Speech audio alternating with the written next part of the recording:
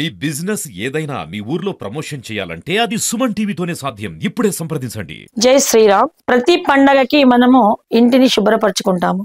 ఇంటిని శుభ్రపరచుకునేటప్పుడు కొన్ని నియమాలు చూసుకోవాలి. ఇప్పుడు మనకు వస్తోంది తెలుగు ఉగాది పండగ. ఈ సంవత్సరం ఏంటంటే ప్రతి సంవత్సరం లాగా ఒక 2-3 రోజుల ముందుగా ఇంటిని తీరిక ఉన్నప్పుడు మూలలకు బూజులు తులుపుకొని మనం శుభ్రపరచుకొని ఉంటాము. మళ్ళీ ఒకసారి ఈ సంవత్సరము గ్రహణం శనివారం రోజు వస్తుంది కాబట్టి గ్రహణం మనకు కనబడకున్నా కూడా సూర్య భగవానుడికి గ్రహణం పట్టడం మాత్రం నిజం, మన దేశంలో కనబడదు. అందుచేత ఒక 2 రోజుల ముందు శుభ్రపరచుకున్నా మళ్ళీ ఆ రోజు శనివారం రోజు ఇల్లు చక్కగా కడుక్కోవాలి, పూజా మందిరాన్ని అలిగి ముక్కులు పెట్టుకోవాలి. దేవుళ్లను మళ్ళీ పసుపు నీళ్లు పోసిన పసుపు నీటిలో గంగా నీటిలో చక్కగా ఒక తులిసాక వేసి అన్ని దేవుళ్లను కడిగేసి మళ్ళీ తుడుచుకొని గంధం బొట్లు పెట్టుకొని తెల్లవారి పండగకి మనం సంసిద్ధం కావచ్చు. అలాగే ప్రతి సంవత్సరము ప్రతి పండగలు మనకు ఎన్నో పండగలు వస్తుంటాయి. అప్పుడు చాలా మందికి సందేహాలు వస్తుంటాయి. ఇంటిని శుభ్రపరచుకునేది ఏ రోజు, దేవ మందిరాన్ని ఎప్పుడా పరచుకోవాలంటే ముఖ్యంగా శుక్రవారము మంగళవారము దేవుళ్ళ యొక్క మందిరాలను శుభ్రపరచకూడదు. శుక్రవారం ఏంటంటే మన శుభ్రపరిచే దిశలో హడావిడిగా విగ్రహాలు దొరలవచ్చును. మళ్ళీ విలువైనటువంటివి నాణాలు కానీ ఆ శుభ్రపరిచే విధానంలో లేక తొందరపాటులోనో పసుపు కుంకుమలు దొల్లడము ఇలాంటివైనా అపశకునాలు జరిగితే బాగుండదు. కాబట్టి శుక్రవారము మంగళవారము ఇంటి నుంచి దానం కానీ దైవానికి సంబంధించిన వస్తువులు కానీ మన గడప అంటే ఇంటి ప్రాంగణం దాటిపోకూడదు. చివరికి నిర్మాల్యం కూడా దేవుడి మీద గత రోజు చేసిన పూజా నిర్మాల్యం కూడా శుక్రవారం బయట వేయకూడదు. అందుచేత దైవ మందిరాలని బుధవారము లేక శనివారము లేక సోమవారం నాడు శుభ్రపరచుకోవాలి.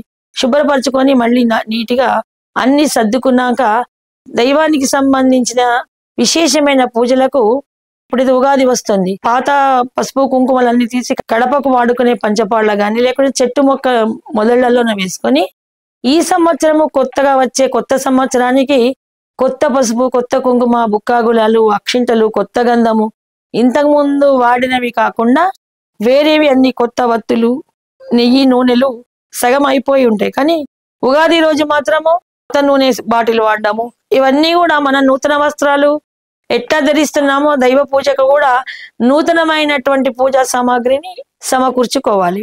అలాగే ఇళ్లను శుభ్రపరచుకునేటప్పుడు చీపుర్లను మనం ఎటుపడితే అటు వాడినవి మొక్కి చీపుర్లను ఉన్నటువంటివన్నీ కూడా ఈ సంవత్సరంలో పాతవన్నీ తీసేయాలి, బయట వాడుకోవడానికి ఉపయోగించుకోవాలి.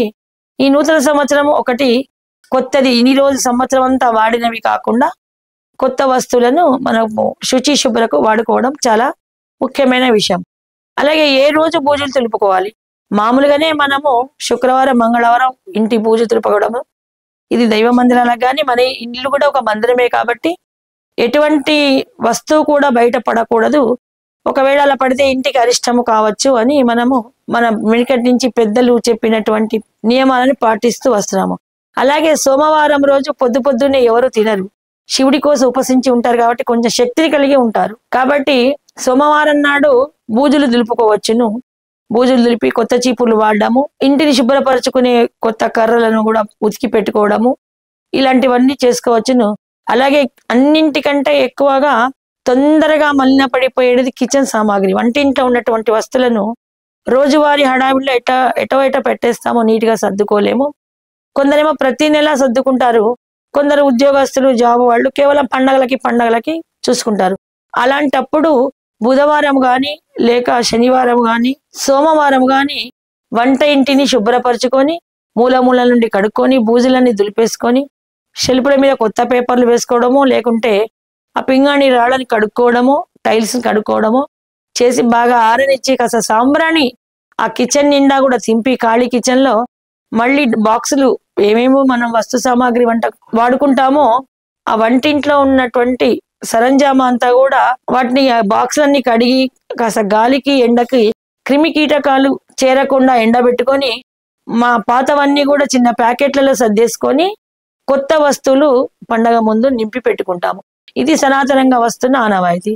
ఇక చాలా భోజనాలు ఎక్కడ అయినప్పుడు లేకుంటే మామూలు రోజుల్లో కూడా అలాంటి వస్తువులను మిగిలిపోయిన కొద్ది కొద్ది వస్తువులను వాడుకోవడము. ఇలా చేయడం వల్ల కుటుంబ సభ్యుల యొక్క ఆరోగ్యము, ఆనందము, కొంచెం ఆహ్లాదము, దేవుడి మందిరము, వంటశాల ఇవి రెండు శుభ్రపరచుకుంటే ఇల్లాలు చాలా సమర్థవంతురాలని అర్థము. వీటి వల్ల కుటుంబం యొక్క ఆరోగ్యాన్ని, ఆనందాన్ని కాపాడగలిగినటువంటిదే ఉంటుంది. జై శ్రీరామ్.